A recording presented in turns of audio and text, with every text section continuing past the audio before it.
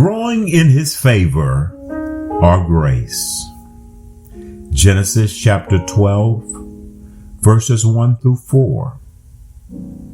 Now the Lord had said unto Abram, Get thee out of thy country, and from thy kindred, and from thy father's house, unto a land that I will show thee, and I will make of thee a great nation, and I will bless thee, and make thy name great, and thou shalt be a blessing.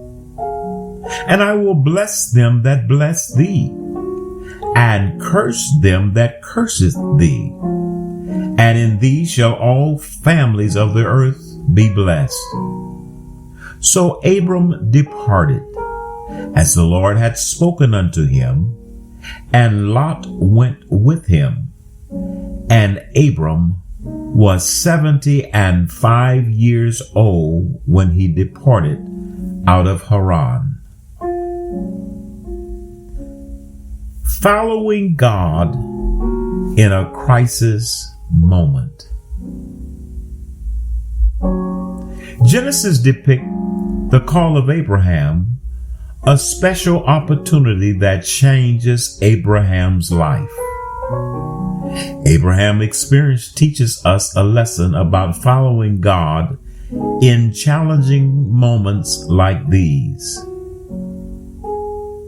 Following God means venturing, a risky undertaking and enterprise, into the unknown or unusual.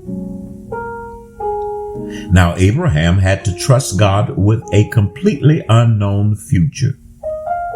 God told Abraham to go without telling him where he was headed.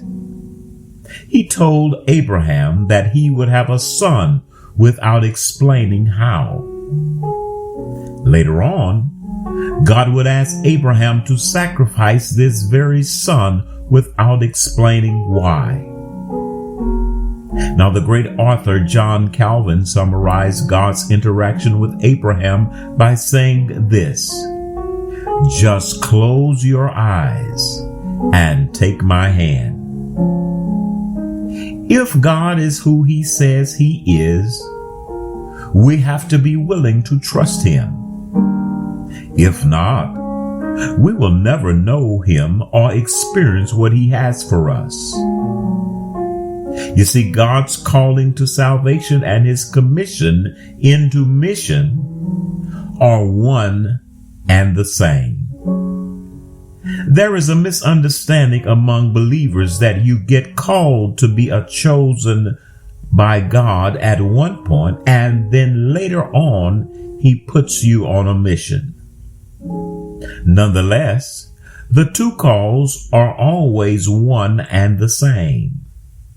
You see, God called Abraham with a purpose. That is, he had a motive and intention. He had a meaning. To bless others, that's God's favor.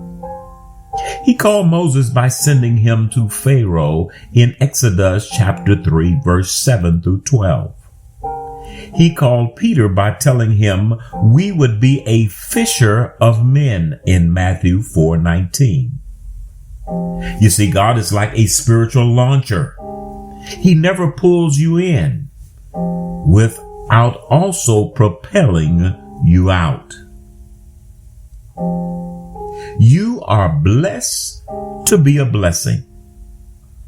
Are you more of a reservoir, that is a source of water supply, or a channel, a duct, a pipeline for the blessings in your life? Now, if you are a channel, then because you have been loved by God, you will love others. And if you have been given money or resource, you share your discovery or treasure with others. If you have been given wisdom, you share it to shed light to others. You bless others because that is why God have blessed you. To become that blessing, take your hands off your amassing that is your gathering and accumulation, and make God your trust, your faith, and his kingdom your delight, your pleasure. God did not call Abraham to minor changes, but to a whole new basis of life.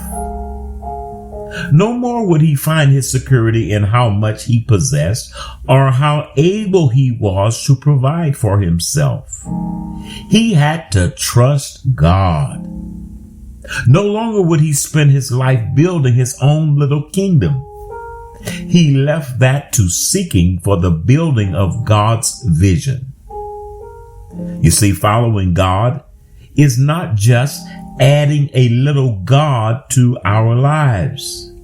It means making God our trust for the future and his kingdom our delight. To become the blessing, you have to believe the impossible. Abraham had to believe what seemed impossible and then act on it. Now, for us to truly follow God, we have to believe that he will use our life for blessing and that he will give you the resources to accomplish his will. It might seem like this thing, circumstances, situations, season of unusual and uncomfortable is impossible to sustain. Moreover, God is calling you and I to close our eyes in human sensing and primarily take his hands. You see, times like these are what the Bible calls a kairos, that is the propitious, giving favorably moment for decision and action. A special moment of opportunity that God can use to tear us away from our carnal weights and worries of the world. God can use the kairos moment of sacrifice, that is the act of offering, to transfer our real allegiance, loyalty, and commitment from the kingdom of this world to the greater kingdom of God.